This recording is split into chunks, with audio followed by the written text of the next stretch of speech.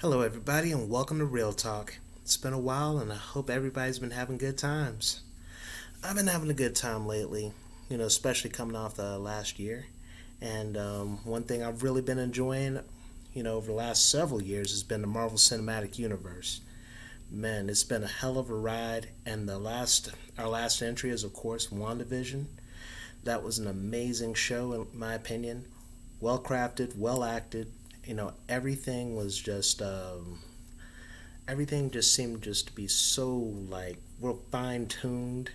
A lot of people had issues with the final episode. I liked the final episode, but I could see where people had a problem. Um, WandaVision is a show, it made its name off of mystery. Each episode you're sitting up there and you're wondering like what the hell's going on? What's this? Why are we looking at sitcoms? Then all of a sudden it's like, wait, stupid, we're not in a sitcom, we're in the cinematic universe. There's shit going on. What's this going on? What's happening? And it had us scratching our heads for weeks, people coming up with theories until finally I think on one hand, people's theories kind of just got bigger than the show. And I think that the last episode was such a departure from the mystery. It became kind of a straightforward, a Marvel product. Heroes versus villains, special effects fights. I thought was well done. As I especially loved the Vision on Vision battle.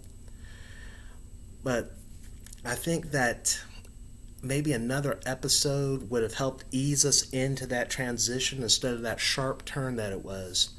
Another problem that I had with it was, it's like even though I would have loved to see some Mephisto, that wasn't a make or break for me. I think that the biggest problem was they built up a few things, then kind of gave it a cheap throwaway at the end.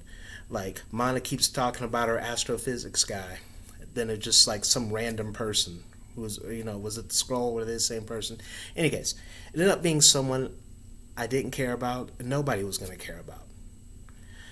And then, you keep hearing about Agnes's husband, Ralph. Then you see Pietro, you see Quicksilver, it's played by Evan Peters. So you're hinting at X-Men. You think you're hinting at something else big with Ralph, and you end up with a boner.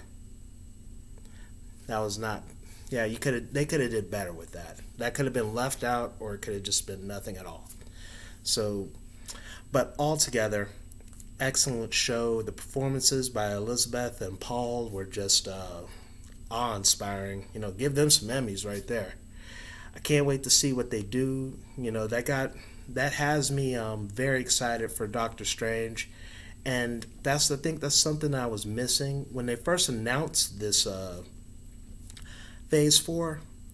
I wasn't excited for it. One thing I said is like, man, after seeing this lineup for Phase 4, I can't wait for Phase 5. But Marvel once again showing that they've crossed their T's, they're dotting their I's, they know what they're doing, and they've really just used the whole medium, for the television shows. They just really used that to an amazing effect. And like I said, that's got me primed for right now for, what's going on. And what's going on is Falcon and Winter Soldier. It's like I remember back in Civil War when those two guys interacted. After Winter Soldier stopped whooping Sam's ass, those two just had a great comedic chemistry. And I was thinking, man, I would love to see something with those two doing it. And it's like, wow, I'm just realized they just dropped that in our laps right now.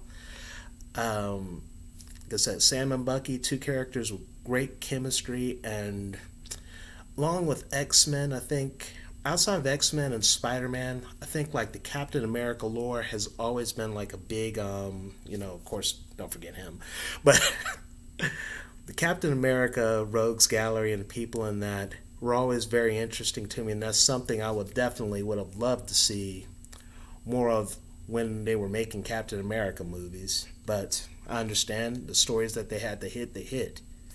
So I'm glad that a lot of things haven't been forgotten. It's great to see Zemo put the sock on. I'm a big proponent of costumes. And besides the like Super Bowl trailer and a few things, I kind of kept myself in the dark about it because I really want to see what they're doing, and I really want my experience to be more pure than my other ones. I don't want to be spoiled or anything, but it looks like they got John Walker, the U.S. agent, going in there, and the aforementioned Zemo, and with what they got going on with, like I said, once again going into Captain America's lore, there's so many things they can do with this, and I can't wait to see what's happening right there. But with that, I think I'll probably cut this short. I'll probably be back later with a few other things.